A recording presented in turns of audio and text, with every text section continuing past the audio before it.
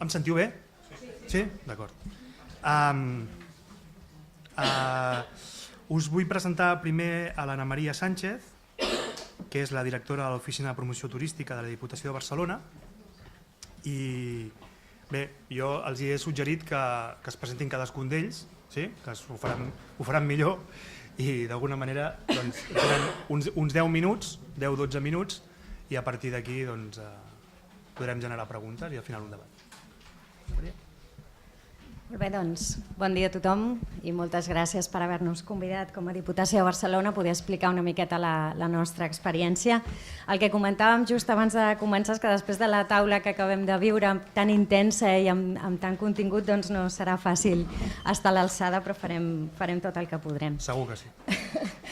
En realitat, a més, també és un plaer de veure guies en actiu, responsables de territori amb interès en aquest tema i, per tant, de ben segur vosaltres teniu molt coneixement i nosaltres només us aportarem una miqueta el que pot ser la destinació i la visió que volem, que és la part de més màrqueting turístic, la part que nosaltres portem a Diputació de Barcelona dintre de l'Oficina de Promoció Turística és justament aquesta visió del màrqueting turístic, la visió del client, la visió dels mercats i com nosaltres estem donant-nos a conèixer, sobretot a nivell internacional, per explicar que Barcelona és molt més. Com sabeu, la Diputació de Barcelona dintre de l'àrea de turisme fa uns 20 anys que hi treballem molt de la mà dels nostres companys dels Consells Comarcals i dels Ajuntaments en promoure tot el que hi ha al voltant de Barcelona, els 310 municipis i totes les comarques al voltant de la ciutat. I llavors, molt breument, el que voldríem és explicar-vos què és el que fem des de Diputació de Barcelona i també què és el que necessitem i per què us demanem la feina en l'aspecte del guiatge.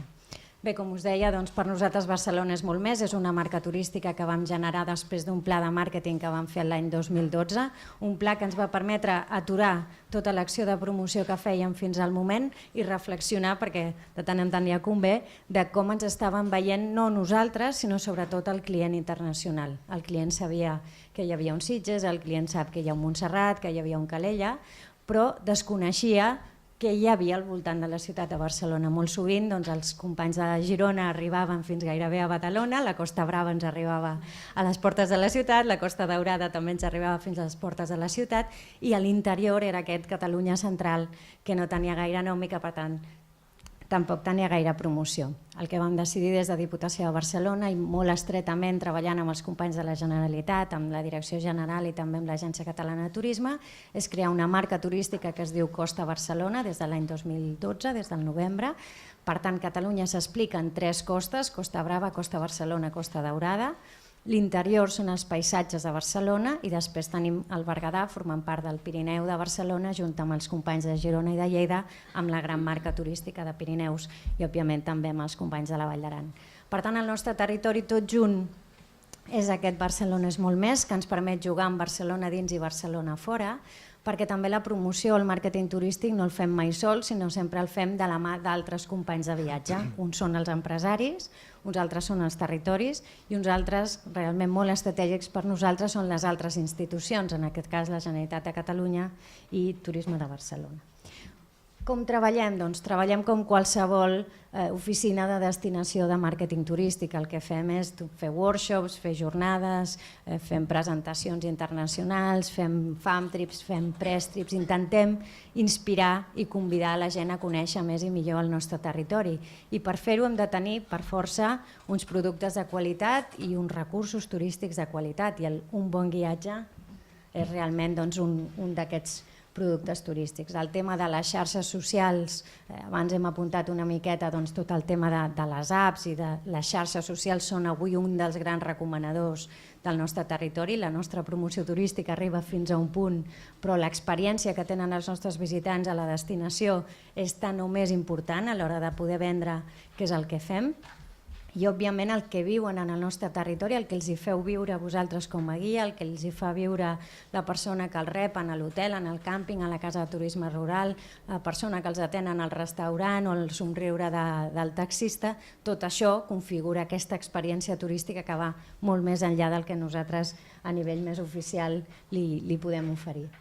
Per tant, doncs, és sumar esforços amb tot el territori, amb tots aquests ens i agents turístics. Nosaltres el que vam fer ja des de l'any 2013 és crear una plataforma interna amb tots els empresaris i destinacions que li diem el Cercle de Turisme, que ara està formada per 470 empreses, on el que fem és treballar temes de formació, i aquí el Carles també ens ha donat formació sovint per destinacions i per museus. Fem també accions de coneixement del territori i també accions pures de promocions. Anem a l'estranger, anem a parlar amb operadors turístics i a convidar-los a fer bons productes pel nostre territori.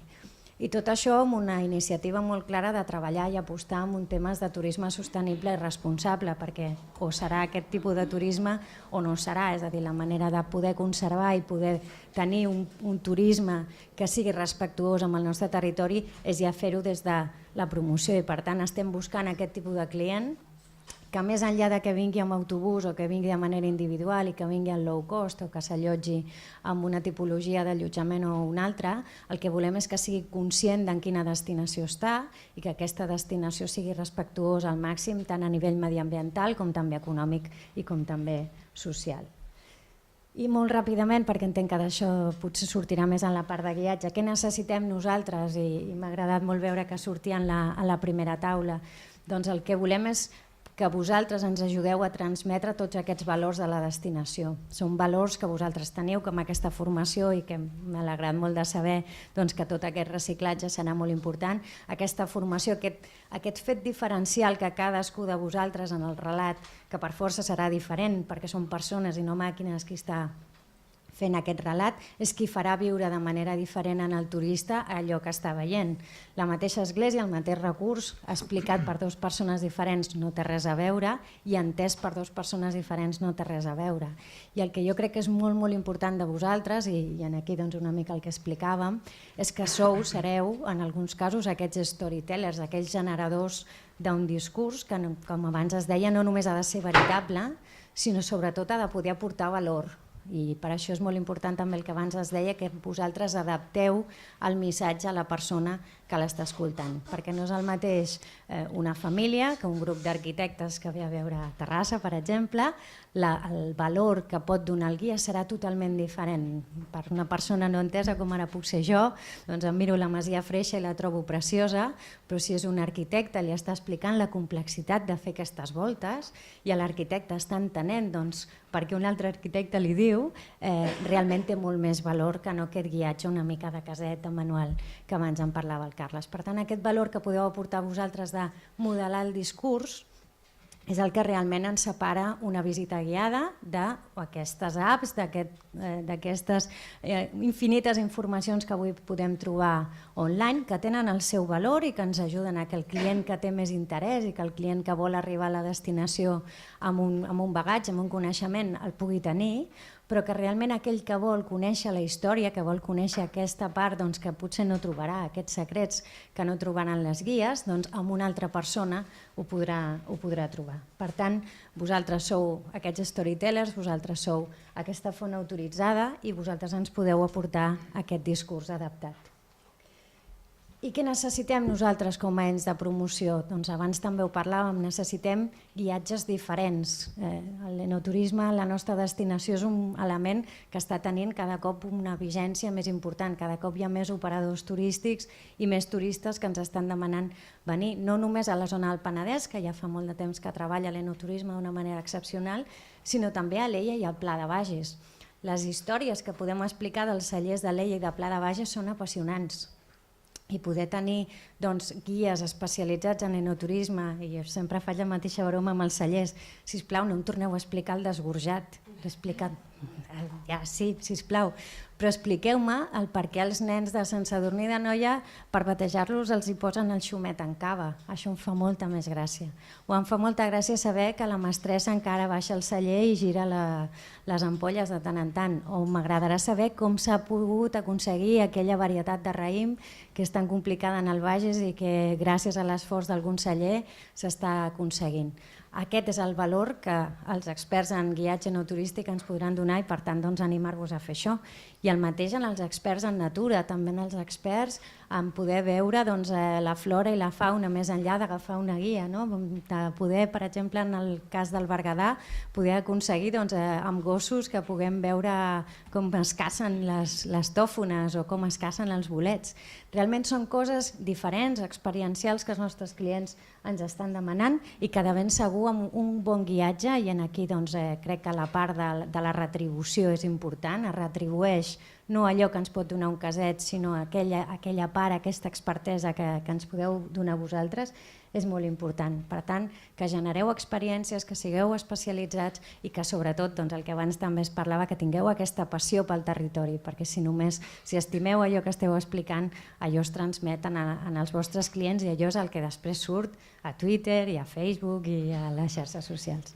I nosaltres que us oferim, des de la humilitat que puguem tenir des de Diputació de Barcelona, us oferim tot un territori per especialitzar-vos, per conèixer, amb moltes ganes de treballar, amb llocs encara molt per explorar, molt a prop de Barcelona, i que el que ens permet és poder dir que Barcelona ara té molt més, té moltes més coses. Per tant, la gent que repeteix, i abans també s'ha comentat que per sort per nosaltres es repeteix molt la ciutat de Barcelona, poden tornar a venir amb viatge de negocis, amb creuers, amb moltes altres coses i gaudir d'una altra Barcelona. Volem que entre tots junts puguem compartir aquesta altra Barcelona i us oferim també tota aquesta xarxa d'operadors que també tenen moltes ganes de tenir uns altres tipus de guiatge en el territori. Per tant, des de Diputació estem a la vostra disposició per treballar amb tot això i us animem a treballar junts. Els que tingueu ganes de conèixer més coses de Barcelona és molt més, estem a la vostra disposició i moltes gràcies.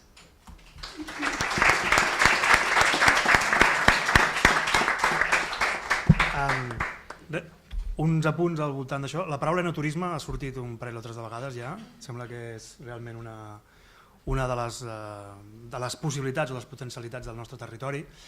Comentar-vos que des d'aquí a l'escola ja s'ha iniciat aquest any un curs d'iniciació, un grau, un postgrau d'iniciació a l'enoturisme, i que estem treballant també en aquesta línia.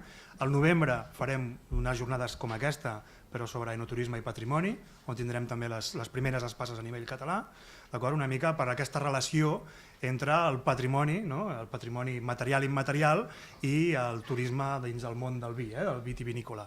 Amb això també està molt bé, quan comentes la Diputació volem treballar junts, que és una de les feines que tenim des de la universitat també, treballar amb el territori, com us he explicat abans, i és important tenir la Diputació perquè no només des de l'àmbit del màrqueting i des de Barcelona és molt més, sinó també de l'àmbit dels parcs naturals. Jo crec que també hem de treballar conjuntament amb això. Ens hem trobat, parlant d'enoturisme un altre cop, que moltes vegades tant municipis com Diputació tenen una mica la clau a l'accessibilitat d'aquest turisme patrimonial. Us poso un exemple. Les tines de la vall del Flaquer, unes tines úniques a nivell mundial, on es feia vi, un recurs patrimonial de primer ordre, una mica, que trobem que hem de treballar una mica entre tots per posar-les realment on les necessitem. I aquí, guies i experts per un costat i per un altre administració. Sí, em permet. Perdoneu, que m'he oblidat una petita cosa i en base a això que deies. També és normal que la vostra professió en algun punt de cara dels ajuntaments està una mica demonitzada. És a dir, encara quan parlem de guies, malauradament no pensem en un grup de 2 o 3 persones amb un expert que els està explicant a cau d'orella. Estem pensant en un grup de 50 que estan ocupant, com abans dèieu, la via pública i per tant jo crec que val la pena conscienciar els ajuntaments també del bon guiatge, perquè puguin permetre tot això, i també fem feina d'intentar facilitar això, que pot ser el buscar la clau de l'església romànica que només té el mossèn i que aneu 3 vegades, doncs una mica això. Per tant, aquesta feina que puguem fer de prestigiar la professió de guia i que vosaltres sigueu realment uns bons ambaixadors del territori és essencial. I això entra també una cosa que has comentat, de les storytellers. A mi l'altre dia, em sembla que la setmana passada parlàvem de l'storyteller o l'e-storyteller. A vegades també ens trobem que, i aquí també agafo una idea que corria, de la importància de la bona matèria prima. És a dir, com guies, com hem dit, hem de saber una mica de tot, però hem de saber fer-ho bé i hem de saber anar a buscar les fonts que realment ens aporten. Nosaltres ens hem trobat amb, per exemple, cellers que t'estaven venent una història i que resulta que aquella història que estaven venent no era certa. I són cellers que estan allò top. I quan vas a rascar una mica trobes que la història real encara és molt més xula i molt més divertida que la història que estan venent. Això també és un valor que des del món del guiatge, una mica com abans també comentàveu, hem de saber trobar una mica la clau i les complicitats. Parlant de complicitats, parlant de claus, parlant d'accedir a l'església romànica del mossèn, això m'imagino que, Judit, a nivell d'àmbit natural, doncs us hi trobeu de vegades. Us vull presentar ara, si us va bé, obrirem un torn de paraules al final, escoltem amb ells. Us volia presentar l'Ajut Mira, que és un guia de natura de l'empresa La Patxada, i que una mica ens explicarà una mica la idea d'introduir-nos de tot aquest altre patrimoni, el patrimoni natural, que el tenim tan a prop i que no moltes vegades el tenim tan present. Una mica, doncs, Judit. Intentaré ser breu, ja em tallareu perquè tinc bastant de rotllo. Mira, jo no vinc del món del turisme, jo sóc educadora ambiental, vinc del món del medi natural, de la natura, sóc biòloga.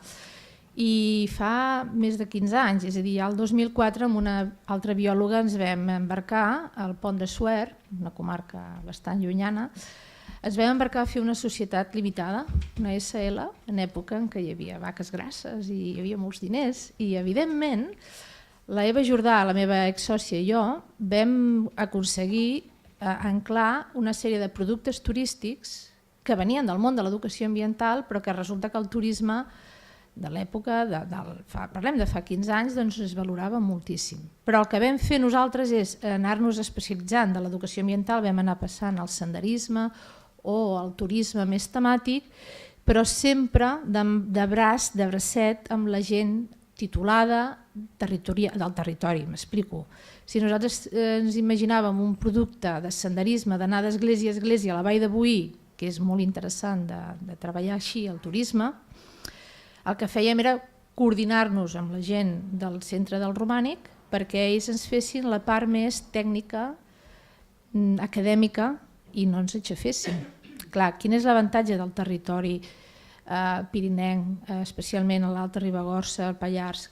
Que els recursos són molt més grans que el número de guies. És a dir, que allà el problema que vosaltres teniu fins ara que he comentat no existeix, al contrari, falten guies. Falten molts guies, que passa que s'ha d'anar a viure allà dalt. Clar.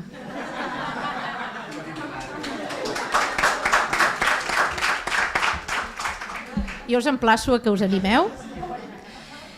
I ara ja parlo, no tant com a Judit, sinó ja més com a empresària. Jo avui, d'alguna manera, represento un col·lectiu d'empresetes. Jo, en aquest cas, soc una empresa que es diu La Patjada, fa molts anys que està treballant en temes de senderisme interpretatiu, i després ja veureu, us faré 4 pinzellades del com treballem.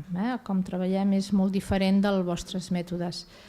Jo represento un col·lectiu de gent que estem associats entorn del Parc Nacional d'Aigüestortes. Allà hi ha un fenomen que ja fa més de 30 anys, crec, ara hem fet els 30 anys de la fundació d'una associació de guies interpretadors del Parc Nacional d'Aigüestortes i està en Sant Maurici, us podeu posar a la web. Som uns 100 guies interpretadors, dels quals només 7 estem en actiu. Per què?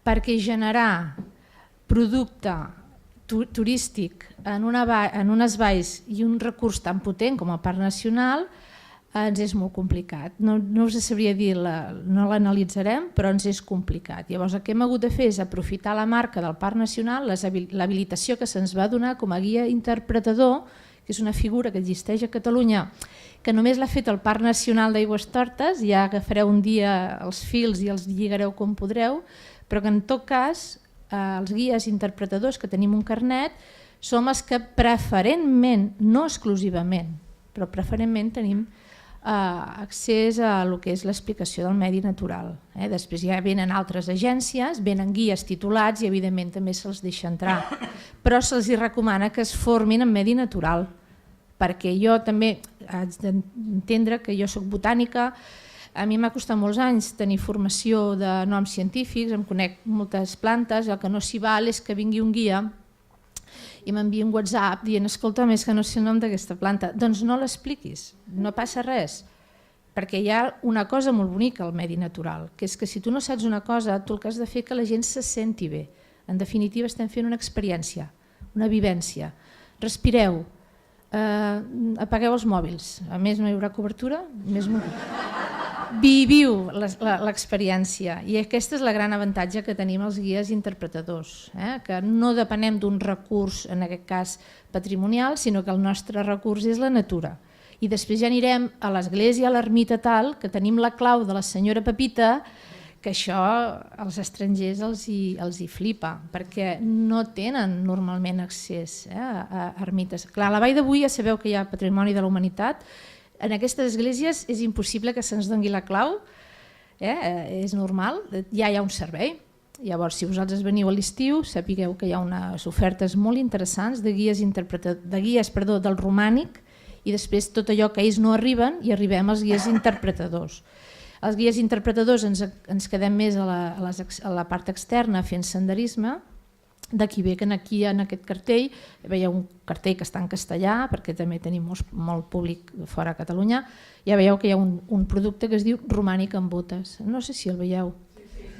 Doncs del que es tracta és que els dilluns anem d'una església 1 a la 2, llavors les explicacions, o bé hi ha un videomapping, ho fa sol, en el cas de Sant Climent, no cal parlar, o bé aprofitem les visites guiades dels propis professionals, o amb el consentiment dels professionals, i quan el grup no ve només pel romànic sinó que ve pel paisatge, fem 4 comentaris molt rigorosos del que és els àpsids o el campanar.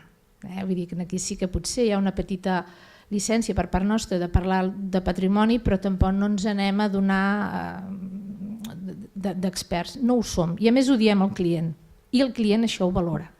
Al client, si se li diu, mireu, soc guia interpretadora, jo us faré interpretar el paisatge, caminareu amb mi, aprendrem a fer això, anirem a visitar la formatgeria tal, després anirem a veure l'església tal i coneixereu un altre guia, que és molt bon guia, és un guia especialitzat, pam. O sigui, en el fons, en comptes de competir, cooperem. I no només això, com que som tan poquets, si jo demà tinc una excursió i no hi puc anar, li diré al meu company que està a un poble més amunt, que és la meva competència, però que arriba un moment que no ho valorem això. Fem pinya, perquè el que ens interessa és que la gent que ha anat a la Vall de Boí marxi de la Vall de Boí amb un bon record. Per tant, aquí la joia de la corona, evidentment els guies som una part de la joia, però la més important és el recurs ben gestionat. Perquè no hi ha cosa més lletja que un client que et digui sí, vam anar a tal lloc però no ens van deixar entrar, o vam anar a tal lloc i ens van dir que no sé què. Això és no cuidar el turisme. O hi ha una altra cosa que no es fa expressament però que passa. A la banda de, no sé, direm un exemple que no sigui català per no fer mal a ningú, però hi ha un museu dels dinosaures preciós al poble d'Aren, diguem-ho així, si hi ha algun aragonès ja rondinarà, però que els mateixos aragonesos ho diuen. Tenim un recurs molt bo, que és un museu dels dinosaures a Aren, i sempre està tancat. I jo demano la clau, però no es pot, perquè resulta que és tan complicat, perquè té tantes màquines, clar, ha de venir un tècnic informàtic pràcticament a obrir aquell museu. Això sí, el dia que l'obren tots són interaccions i dinosaures que es mouen, i està molt bé, és un molt bon recurs didàctic i turístic, però mal gestionat. Per tant, de què ens serveix tenir recursos al Pirineu tan bons si estan mal gestionats? I aquesta és una altra paraula clau. Veieu que ja no vaig tant pel guiatge, no és el problema ni el factor limitant, que també ho és, fan falta guies, recordeu. Però a més, els recursos que tenim, que han costat un dineral a les administracions, estan tancats. I he posat un exemple que no, però se'n podria donar molts més. I el tercer, un altre com és el Congost de Mont-rebei. Jo en soc testimoni que a l'inici del turisme al Pallars Jussà, fa més de 15 anys que estic a la zona, doncs ja vaig estar com a educadora ambiental i ara com a guia interpretadora faig algun itinerari en plan botànic. Clar, jo hi vaig en dies de cada dia, amb horaris que no són al migdia, o vaig a última hora de la tarda, per tant no trobo la massificació. Però qualsevol persona que vagi al Congost de Mont-rebei en un dissabte o un diumenge, qualsevol cap de setmana de l'any es trobarà que està hiperfreqüentat i per tant és un mal recurs. Quan està hiperfreqüentat i hi ha aquells penya-segats que a més t'has d'agafar una cordeta i a més tot és gent amunt i avall, no és un producte que doni satisfacció. Per tant no és un bon, ara mateix pel problema de la massificació, és un producte, jo m'atreviria a dir, perillós. És un cas de no èxit. És a dir, molta gent us dirà, sí, és un cas d'èxit, perquè hi va molta gent. No, és un cas que no... I a mi, els clients que em venen internacionals, el primer que em diuen, no ens portis on va tothom. I aquí està la nostra feina. Els haig de portar un congost alternatiu que ningú coneix i allà estan sols. Que m'enteneu, per on també ens trobem els guies de muntanya o els guies d'interpretadors del medi natural, ens trobem que pel que se'ns valorarà no és només pels coneixements, evidentment els tenim, ja els certificarem, ens farem formació que calgui, però moltes vegades se'ns escolleix perquè sabem on estan les coses, les que no estan a Google i les que no estan en els mapes. I això també us ho heu de plantejar si voleu treballar en turisme internacional, perquè no tots els que tenen poder adquisitiu alt us demanaran lo del catàleg, perquè ja hi aniran sols. Qualsevol de vosaltres ara agafa el Google i us feu experts en un rebell. Però voleu que us porti a veure les runes d'un poble que es diu Altimiris? Sabríeu anar-hi tots, Altimiris? Què és això? Un poblat molt antic que està més amunt de Mont-rebei i que no hi va ningú. Llavors, nosaltres moltes vegades també tenim la sensació que gestionem fluxes o que intentem descongestionar recursos que s'han treballat, jo crec, malament.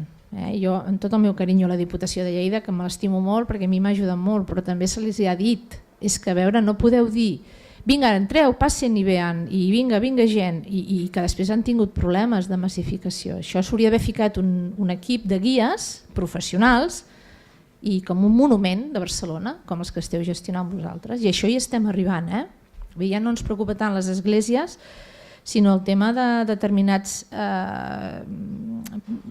patrimonis naturals que són de difícil accés i que s'haurien d'anar amb guies acompanyants i restringir, perquè llavors fas que el recurs no es degradi i a més és més agradable, perquè si tu vas un dia a Congost de Mont-rebei i et creues només amb 10 o 15 persones és lo normal i estàs a gust, però si t'has de creuar amb 300 no és una bona destinació. Llavors aquests dies sí, i em consta que s'ha regulat, però no s'ha pensat encara en fer un equip de guies que es guanyin la vida, que puguin tenir feina tot l'any i que estiguin no només explotant aquest recurs, sinó també el Museu dels Dinosaures, que està relativament a prop. És a dir, que el problema que nosaltres allà dalt ens trobem, que és que per la gestió del territori tenim recursos, tenim poca gent però tenim alguna coseta, però moltes vegades ens trobem que no som gestors perquè som guies, però hem de fer com també d'interlocutors amb el client, que el client és el primer que ens demana. I com és que? I nosaltres, bueno, clar, parlem amb els tècnics de turisme, però clar, és normal, els tècnics de turisme no poden dir no hi anem, perquè la seva obligació és promocionar les coses. Llavors és aquest peix que es mossega la cua, que extra o hiper informem de territoris que són vulnerables. Això hi ha a Mont-rebei i molts altres exemples. Per tant, una reflexió que he deixat anar. Per últim, els reptes que tenim ara mateix, almenys les empreses petites, és que com que ja ens hem fet bastant experts, no ho sabem tot, però sí que sabem molt més que qualsevol altre guia i sabem molt més que Google, que això és important, el que fem és posar en valor experiències. És a dir, ara ens venen grups d'americans i diuen, a veure, vinga, va, on podem anar a fer unes bones tapes aquí al Pirineu? I que estigui obert el bar. Perquè el Pirineu ara està tot tancat. Si ara anem a fer unes tapes no estarà tot tancat. Tancat, quan dic tancat, és que és com si haguéssim posat un ferrallat i allà no trobareu ni un bar obert. Però sí que estem aconseguint, hi ha molts guies, drenar públic internacional que ve de Madrid amb l'AVE, fins a Lleida i després pam, cap al Pirineu, per ells, sobretot públic de Nova Zelanda, Austràlia, Estats Units, les distàncies són molt petites. Lleida-Pirineu és allà mateix. Per ells. Després et vindrà un de les Illes Balears i els hi costa més, però també si cal. Llavors el que estem fent és això, drenar experiències, i aquest és un escenari que se'ns està obrint, que també se li està obrint, entenc, en moltes altres comarques de l'interior, gràcies a aquesta, i per lligar-ho amb el que deia l'Anna, no? A Barcelona hi ha hi ha moltíssima gent, no dic massa, senzillament hi ha la que hauria d'haver, suposo, no m'hi ficaré, però sí que hi ha una certa demanda de almenys tenir experiències d'un dia fora de Barcelona, tocar més territori, i en aquest sentit tot el que seria la Catalunya central, l'àmbit de la Diputació de Barcelona és brutal, però no oblidem que també hi ha una Diputació de Lleida que té molt recurs treballat, ens ha ajudat molt en els guies de territori i ja hi ha productes, potser no d'un dia, però sí de 2 o 3 dies que podrien fer que la gent de les àrees metropolitanes turistes de les àrees metropolitanes es plantegessin d'anar no només a fer una visita sinó una estada. I quan parlo de turisme internacional parlo de gent de molt lluny, que s'està molts dies, que normalment els que jo tinc alguna vegada amb alguna agència client americà, m'estan una setmana al Pirineu i després una setmana a Barcelona. Aquest és un gran clitxé que hem de tenir en compte.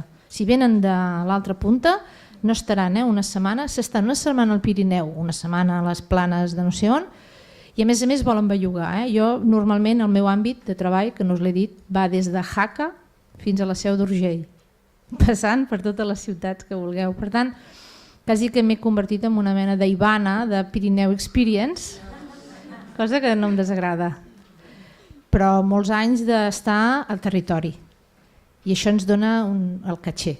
Jo no sé potser molt de monuments, ja em buscaré la vida, ja hi ha bons guies que m'ho explicaran, però moltes vegades se'ns demanarà més que sapiguem si la carretera està bé, si el bar aquell es menja bé, quin és el restaurant d'èlit que hi ha a la zona, Aquests recursos, aquest saber com està la cosa i haver parlat, tenir el mòbil del Pepito que ens ha de resoldre no sé què, aquestes cosetes tan locals se'ns valora molt i això és una de les coses que no hi ha formació. Això només es fa amb experiència i vivint en el territori. I això sí que us recomanaria a les persones que mai us plantegeu de sortir d'àrees metropolitanes que aneu al territori vosaltres com a clients per conèixer-el bé, després ja portareu els vostres clients i us ho valoraran moltíssim. Això per mi és de les coses que més bé et paguen, perquè l'altre està a les guies turístiques, que ja està bé que també li dongueu salsa, no? Jo crec que un guia és molt millor que un guia persona, és molt millor que un audioguia pel tema emocional, però en el cas de la natura i territori això agafa una magnitud brutal, perquè no us vull ni explicar les faccions de la gent quan s'han trobat amb un problema que per ells allò és el fi del món i és el seu dia de vacances que s'ha esgarrat i tu els dius no, tranquil, si això, què ha passat avui? Ha passat això, tranquil, anirem a l'altre i ja està. I tens aquesta cintura de solucionar amb un cop de telèfon una cosa que havia estat programada per una agència amb tot el carinyo del món però que no ha sortit bé o que s'ha posat a ploure. Una senyora que va venir expressament amb un rebell se'ns va posar a ploure, doncs no pateixi senyora, anirem a la caseta de tal i ens van treure un vi del celler de pagès que no sé què i encara va acabar millor la cosa de com estava programada. I això ho tenim. I això és una de les coses que jo avui també llançava, aquesta frescura del medi natural, del territori que tenim, que és preciós. I ja no només parlo de Catalunya, també podria parlar del sud de França, podria parlar de l'Aragó, Navarra, etc. Però ja només amb tot el que seria de Viella cap a Barcelona, tota aquesta sanefa de territori és brutal i agrada molt. Per dir-vos que hi ha una agència, ja per acabar, una agència que treballo molt i per discreció m'ha dit que no digui gran, perquè llavors tots són que la gent es copia en coses. En tot cas, una agència de Saragossa han acabat fent un programa que es diu Deep Catalonia, la Catalunya profunda. És a dir, ja res de Barcelona, ja volen anar a territori. Tot i així, evidentment, els avions passen per Barcelona i si estan una setmana, o 4 o 5 dies, i si estan a Madrid passen per Saragossa i acaben a Barcelona. però sempre aquestes 3 ciutats amb l'AVE acaben sent els paquets perfectes per gent de molt lluny, parlo de gent... Clar, tot el que sigui europeus ja és una altra moguda, però la gent que ve dels Estats Units, que és un bon mercat, l'americà, que li agrada molt el medi natural i està enamorat del Pirineu, perquè és com el seu territori però en petit, és allò que no han d'agafar un helicòpter per anar d'un poble a l'altre, o Nova Zelanda, imagineu-vos. En aquest públic és un públic que amb un grupet de 5 guanyes el mateix que amb un autocar, perquè el valor del producte és més car, però és que ells no el troben car i volen un guia per 5, no volen grups de 20, per exemple. Però amb això no estic criticant el turisme d'autocar, jo també quan convé treballo amb un autocar, però cansa molt treballar en grups de 50, de 30 o de 20. En canvi hi ha aquests públics de més poder adquisitiu que t'exigeixen, que volen estar sols, amb un grupet de 5, ja paguen el plus. Quan anem a veure les noies del Romànic els diem, mira, fes-nos la tarifa com si fóssim un grup de 10, ja t'ho pagarem. Perquè clar, els guies també a vegades diuen, no, és que si només sou 2 no us farem, no us obrirem l'església. Dic, bueno, ja pagarem com per 10. Vull dir que hi ha un mercat molt potent que també ho volia llançar aquí, no? I que volen territori que té molta potència. No sé, què em queda, un minut? Doncs fora. Res, només us emplaço que si voleu veure activitats de senderisme, treballo molt amb el patronat de la Vall de Boí, valldebuí.cat. Allà trobareu un link de senderisme i per allà tinc el meu Romànic amb botes, que és potser l'activitat estrella, d'acord? Bueno, ja fareu preguntes. Gràcies. Jo soc de Col Tour, estem juntament amb el Ricard, tampoc venim del món del turisme, de fet els 2 som historiadors i som arqueòlegs. Ens vam conèixer treballant aquí a la ciutat de Barcelona amb diferents jaciments, amb una empresa que ja no existeix, i bàsicament ja des d'un primer moment hi va haver moltes sinergies amb el Ricard amb molts punts de vista en comú. Bàsicament som uns grans apassionats de la història i la cultura i hem pogut treballar bastants anys i sempre ens adonàvem del mateix. Sí que és cert que aquí a Catalunya hi ha unes grans marques turístiques que estan molt treballades, Barcelona, Costa Catalana, Tarragona, Empúries, però hi ha una part que està molt poc treballada, que és l'interior de Catalunya. En aquest aspecte nosaltres vam decidir el 2015 començar a treballar en un projecte, que ara ja ho hem convertit en empresa, és una empresa que fa 4 dies que està tirada endavant, que era el fet d'intentar donar o potenciar tota aquesta cultura i aquest patrimoni que hi ha a la Catalunya central. Des d'un primer moment vam crear un projecte que és atípic, pràcticament ningú ens entén. És a dir, nosaltres creiem... Sí, ara us ho explico. És a dir, no som una empresa purament capitalista. Tenim una part social a darrere que és bastant important i s'ha de destacar. És a dir, nosaltres naixem amb una creença ferma, però molt ferma, i és que la cultura és un bé universal. Com a bé universal, tothom, absolutament tothom, hi ha de poder tenir accés. I a més teníem una idea, volíem potenciar econòmicament el territori. Actualment, tot i que des de l'IDESCAT encara no hi ha unes dades que ho reflecteixin, sí que és cert que a l'interior de la Catalunya cada cop la despoblació dels pobles és més gran. La gent marxa dels pobles per anar a la ciutat. O bé perquè hi ha una mancança de feina, no s'ha sabut explotar potser de forma potent el turisme, potser tampoc ha interessat, i aquí és on volíem entrar nosaltres. Però, clar, ens trobem que volem potenciar un territori que pràcticament no està estudiat, no està potenciat. Doncs podem dir que nosaltres som productors turístics. Nosaltres bàsicament el que ens dediquem és a crear rutes turístiques basades en la història i el patrimoni local i a partir d'aquí oferim els serveis de guiatge. Evidentment, com que volem ser coherents amb nosaltres mateixos, com que creiem que la cultura ha de ser un bé universal i per tant tothom hi ha de poder tindre accés, des de la nostra pàgina web editem uns PDFs i els tracks de les rutes i la gent se'ls pot descarregar gratuïtament. Per això, és a dir, és la part que ningú entén, de dir com pot ser que una empresa privada estigui donant el producte o per l'usuari final gratuït. Doncs bàsicament perquè creiem això, però creiem que és la millor manera de poder potenciar econòmicament el territori. No tothom vol anar amb un guia turístic. De fet, ara aquí no s'ha entrat, però també podríem entrar en el tema de les generacions. Hi ha un canvi de generació. Jo, per exemple, soc de la generació millennial, que som desordenats, anem sempre a última hora, no ens agrada planificar res, volem anar sobre la marxa i, per exemple, ja no consumim guies o el format de paper de guies de turisme. No ens agrada. Evidentment, com a historiador o com a arqueòleg, em costa molt anar amb un guia turístic perquè moltes vegades el que m'està explicant no s'aguanta per enlloc a nivell patrimonial. Perquè m'està dient, ostres, aquella columna es va fer després que es fes el sostre. Dius, no, és que no s'aguanta, saps? No es veu enlloc, doncs que siguin aquestes fases. Per què? Perquè jo en soc expert, m'hi he dedicat molt temps. Evidentment, el públic general això potser no ho acaba de veure, però a mi em fa ràbia. Bàsicament, com hem dit, hem creat tot de rutes turístiques. És cert, en tenim 4 a Barcelona, això és purament màrqueting nostre, no els estem explotant. En tenim al Bages, en tenim al Berguedà, en tenim al Moianès, al Ripollès, al Vallès Oriental i a Osona. No obstant això, estem constantment treballant per crear noves rutes i poder anar tenint rutes en diferents comarques de la Catalunya interior. Actualment sí que és cert que estem molt centrats a la província de Barcelona, però no ens fixem la província de Barcelona com una frontera, al contrari, volem anar-nos expandint.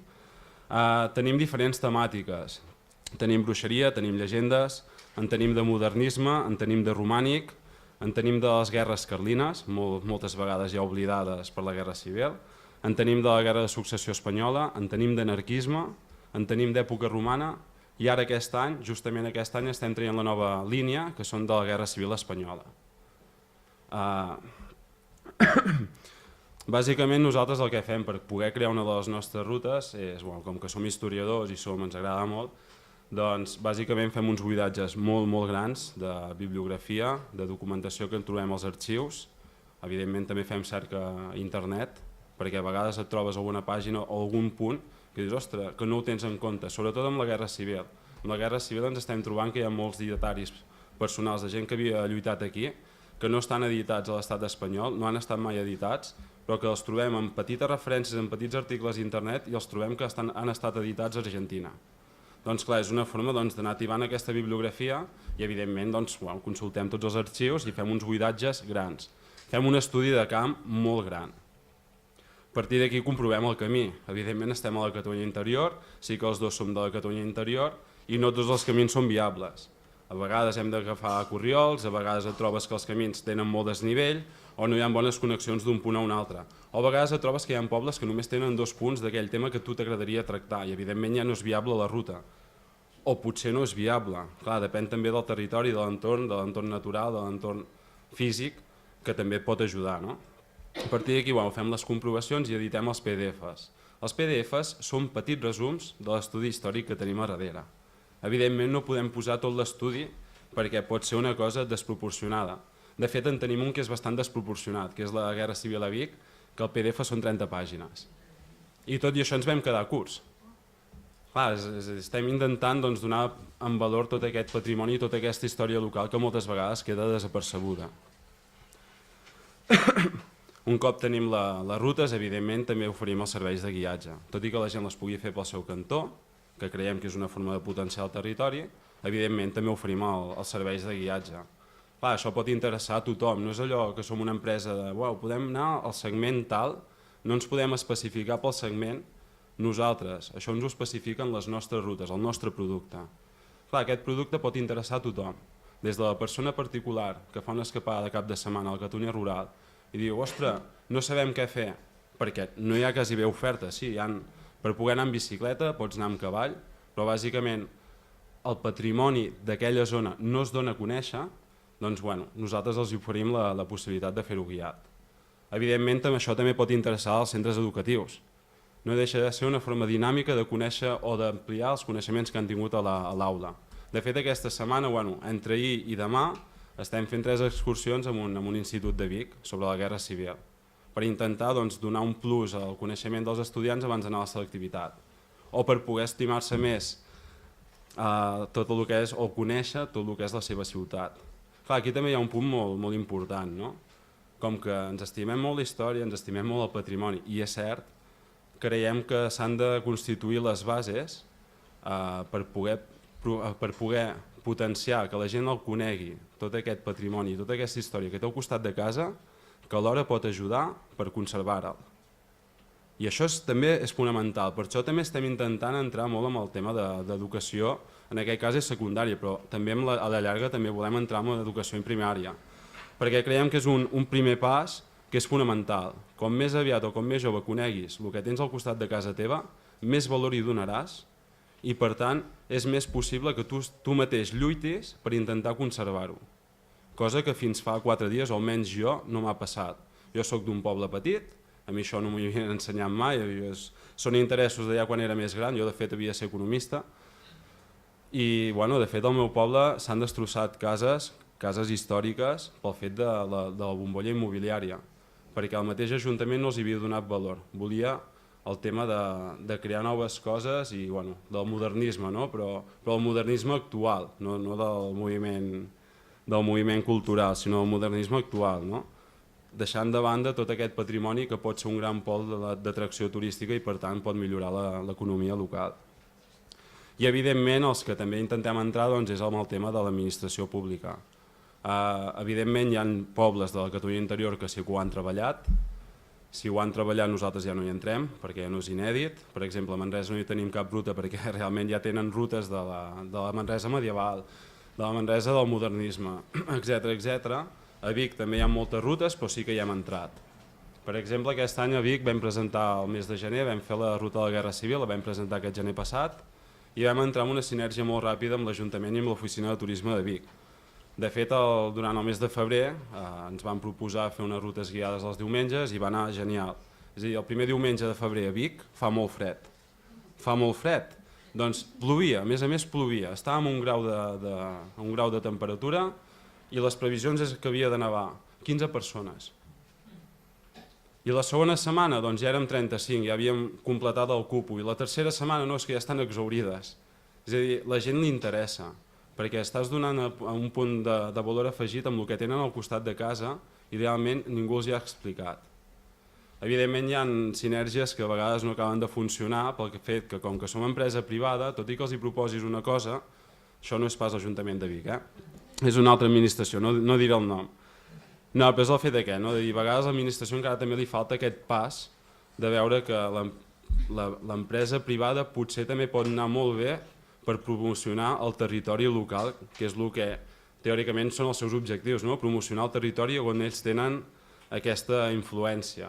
Doncs ens hem trobat que amb una iniciativa d'intentar fer un block trip ens van dir que no perquè era una iniciativa privada.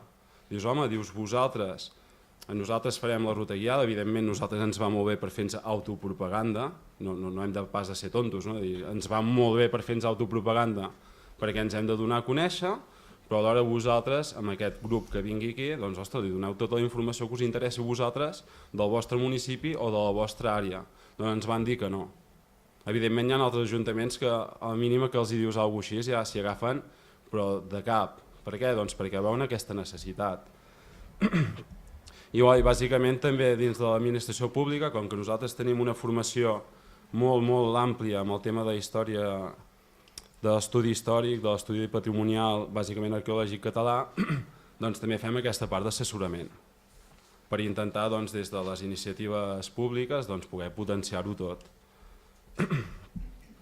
Amb el tema de l'assessorament, bàsicament ara estem treballant a Prats de Lluçanès, estem fent un assessorament per unes rutes de la natura dels voltants de Prats de Lluçanès a través d'un llibre que es va editar a finals del segle XIX, que de fet ara aquest divendres farem un seguit d'excursions amb els col·legis d'allà al poble i el dissabte ja farem una ruta una miqueta més gran oberta a tothom. Si voleu venir, a les 10 ens trobem a Prats.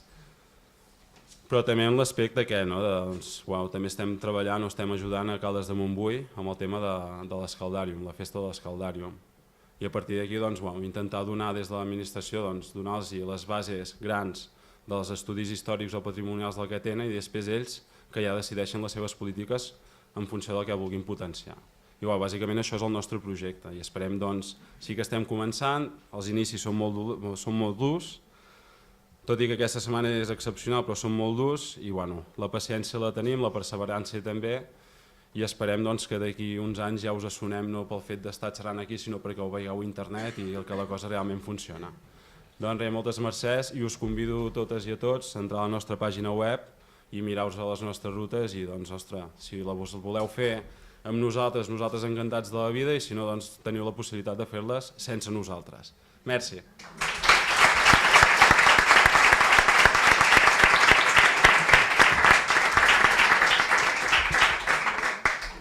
És interessant, no?, aquest valor afegit i aquesta idea que hi havia aparegut abans, no?, és la col·laboració, la idea de no competir, o competir pots, sinó col·laborar.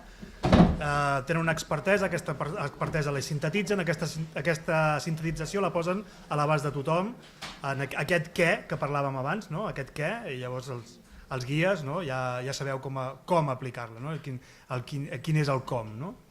I continuant amb el com i continuant amb la idea de l'accessibilitat, ells diguem-ne fan accessible aquest coneixement per tothom, la Mònica Molina del grup de recerca de Tudistar d'aquí de l'Autònoma, que es especialitza en accessibilitat, turisme accessible i inclusiu.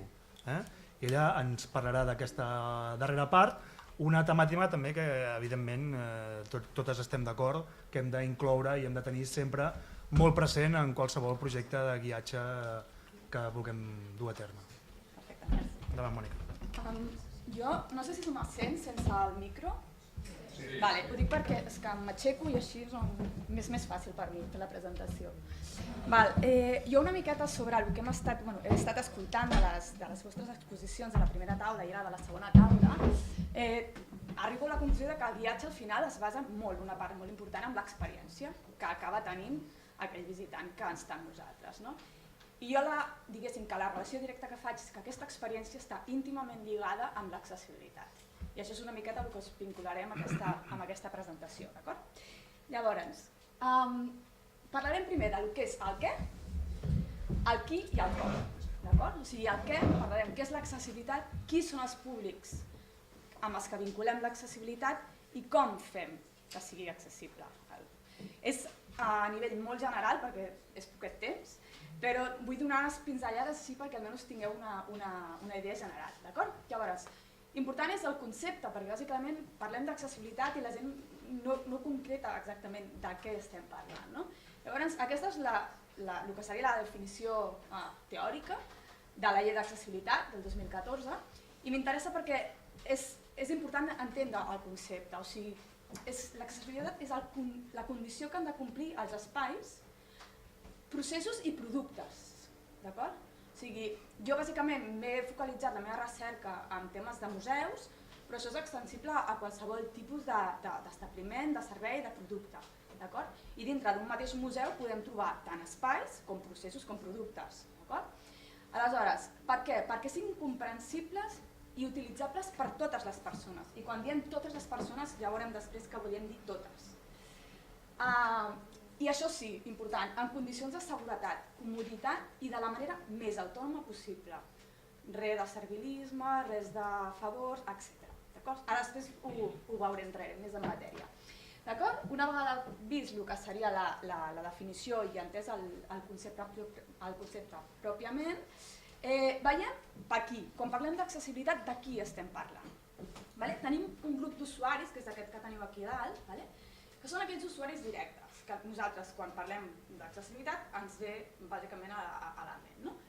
I normalment ens ve aquest col·lectiu, el col·lectiu de persones amb discapacitat física i concretament usuaris de cadires de rodes, perquè tot el que és la senyalització internacional sempre s'ha vinculat, hi ha tota una literatura aquí al darrere. Però no, vull dir, dintre del que serien pròpiament aquests 4 col·lectius, el col·lectiu de discapacitat física, tenim moltes persones, tenim persones que es mouen en crosses, tenim persones grans que es mouen en bastó, dintre del que són usuaris amb cadires de rodes tenim una gran multitud d'opcions, cadires mecanitzades, sense mecanitzar, més amples, vull dir, l'univers és molt gran. De mateix passa dintre del que serien les persones amb discapacitat auditiva. Tenim les persones signants i les persones que fan lectura labial. El tema de persones amb discapacitat visual. Sabeu que hi ha persones que són cegues, que veuen negre completament, però hi ha un gran nombre de persones que tenen visió. Són persones amb baixa visió i aquesta baixa visió està regulada. Llavors, després ho veurem, temes de contrastos, de colors, temes d'il·luminació, és indicatiu per aquest col·lectiu. I després tenim persones amb discapacitat mental, doncs aquí hi ha un síndrome de Down, però vull dir, el col·lectiu és amplíssim, des d'Asperger fins a autisme, vull dir, és molt ampli. I aquest, diguéssim, seria el que és el col·lectiu que sense accessibilitat no pot accedir a la cultura. En aquest cas a la cultura, però ja us dic que es pot ampliar a tots els aspectes del turisme. Però després tenim tot un altre col·lectiu, que és els usuaris indirectes. No sé si ho veieu des del final, però bàsicament és pensar totes aquelles persones que en algun moment tenen un problema de mobilitat, d'accessibilitat tant físic com al contingut. I si us poseu a pensar, jo crec que en algun d'aquestes imatges d'aquí us podeu veure reflectits. Perquè possiblement, doncs potser, no sé, no tens l'edat encara d'anar amb bastó, però possiblement has anat de viatge, o si ets una dona, doncs possiblement has estat embarassada, o possiblement has viatjat a l'estranger i no has sapigut l'idioma. En algun moment hem tingut o tindrem necessitats d'accessibilitat, i aquest és el concepte que es treballa a través del que seria l'accessibilitat universal. De quina manera nosaltres el que són els espais, els serveis, els productes, els dissenyem d'origen o els repensem si ja estan fets perquè estiguin a l'abast del major nombre de persones possibles. Això diguéssim que seria la visió de l'accessibilitat universal basada en el disseny universal. Llavors, una mica seria el per aquí i el que sempre dic, perquè ostres, possiblement no t'has trencat una cama, possiblement no t'has quedat embarassada, possiblement saps tots els idiomes en el lloc on vas a visitar. Però sí que és cert que la població està envellint a ritmes forçats i algun dia acabaràs sent una persona gran amb necessitats de mobilitat. O sigui que el fet d'interioritzar el tema de l'accessibilitat universal és rellevant. I de la mateixa manera tot això es pot aplicar des del que seria el propi viatge, de quina manera tu estàs conduint un grup, que si tu t'hi fixes, òbviament no és homogeni. O sigui, tindràs la persona gran, tindràs el nen petit que es cansa, que vol descansar, que vol aigua, després tindràs la persona que no t'entén, que no et sent. Aleshores, de quina manera hem com de desprogramar allò que tenim un col·lectiu i és homogeni, perquè res més lluny d'això. Si vosaltres us fixeu en aquesta sala, és absolutament tot el contrari. Aleshores, això és una miqueta com si diguéssim canviar aquest xip i anar cap a aquesta visió de l'accessibilitat. Llavors, com que jo a la meva tesi doctoral és sobre el tema de museus i l'accessibilitat, el tema que us he portat uns exemples que ara veurem, però és basat en el tema museus, però que ho podeu extrapolar. La cadena d'accessibilitat és un concepte que també s'aplica en general, en tot el que seria el consum de productes turístics, i és de quina manera l'usuari o el visitant del museu desenvolupa la seva estada en aquest cas.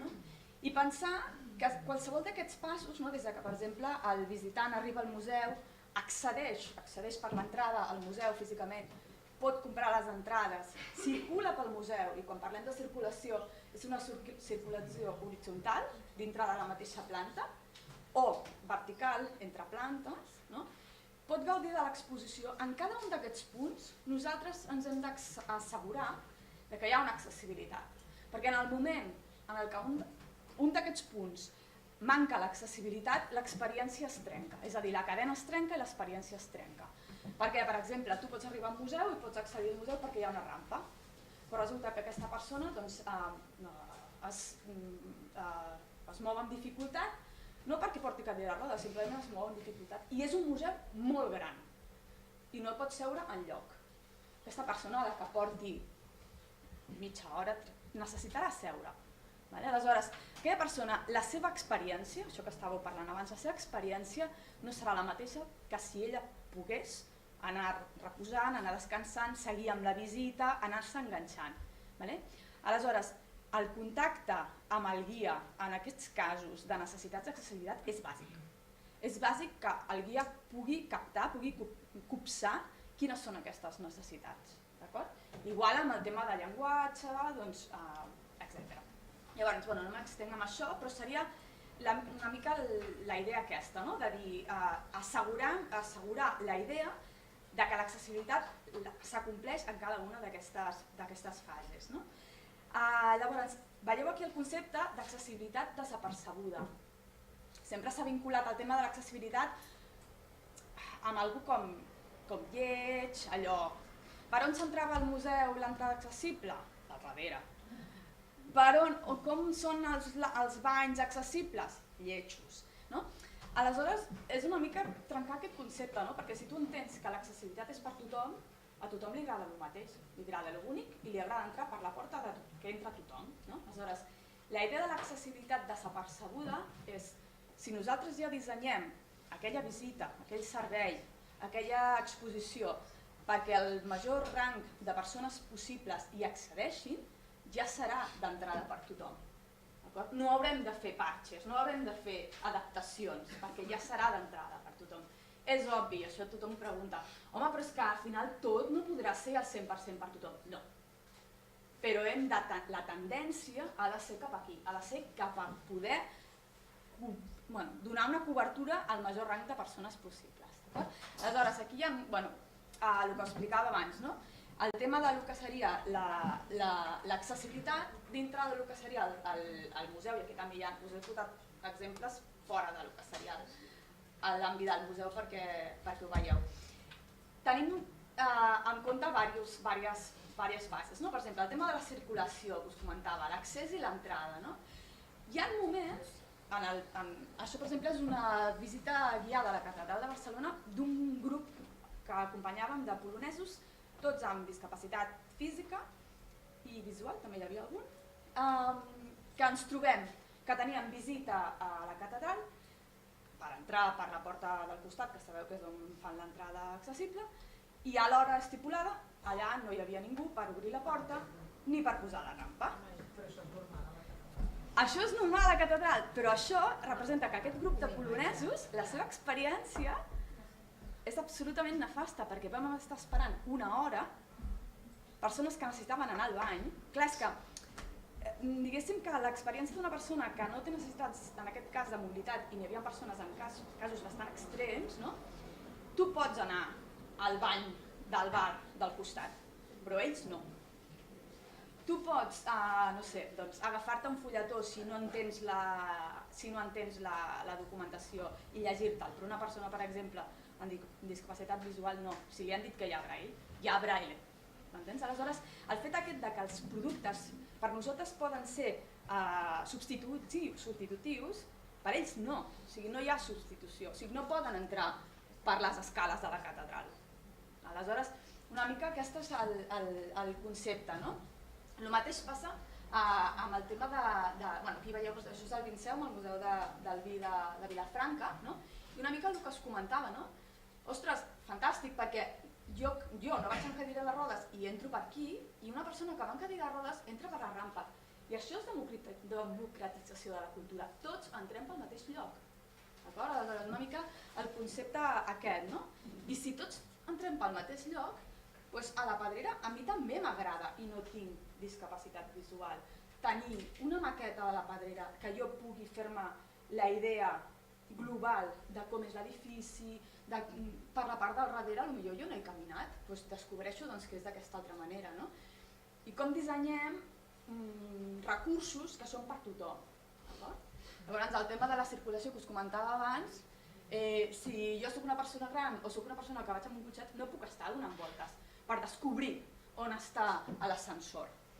M'entens? Aleshores, és important la informació és bàsica, és molt important a nivell d'accessibilitat la informació, que sigui clara i el més precisa possible, sense ambigüitats, sense falsedats, que això també és alguna cosa, això ja és un altre tema, que ja no entrarem.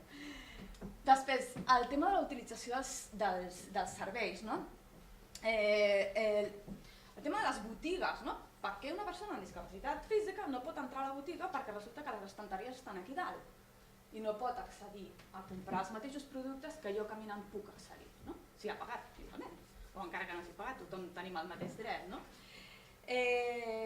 Després, la recepció, de quina manera els mostradors han d'estar en dos nivells, has de poder...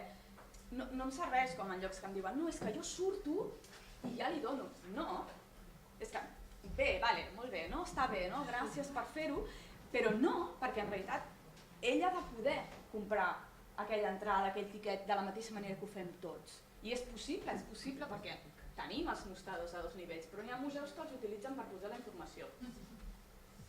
En lloc d'entendre, però això és un problema de formació i d'idea.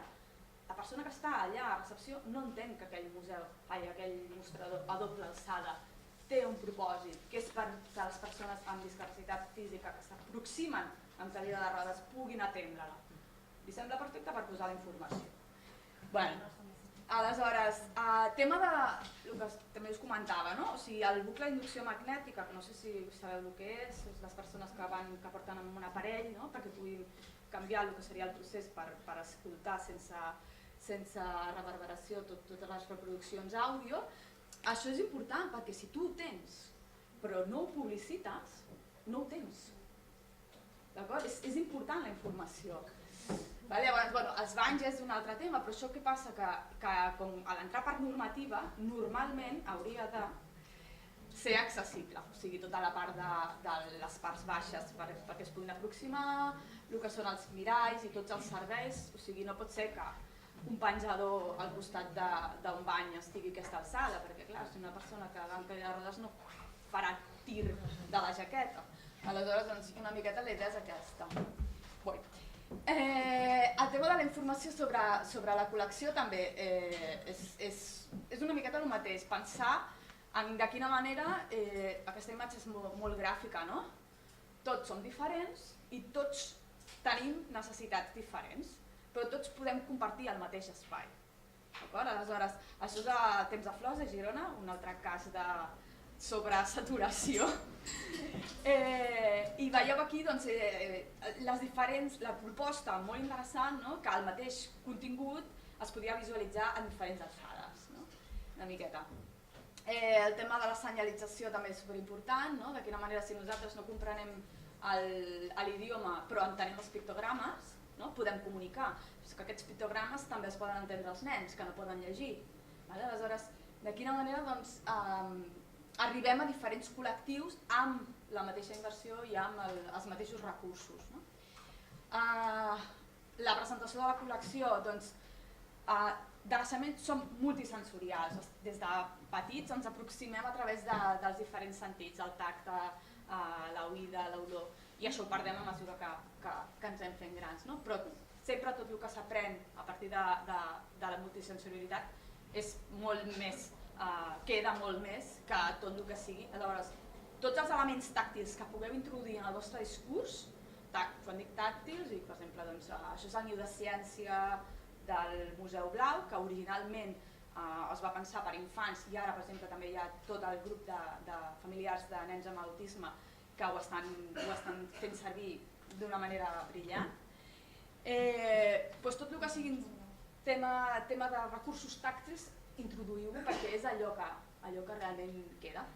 I una mica això és el resum del que us he explicat i moltes gràcies.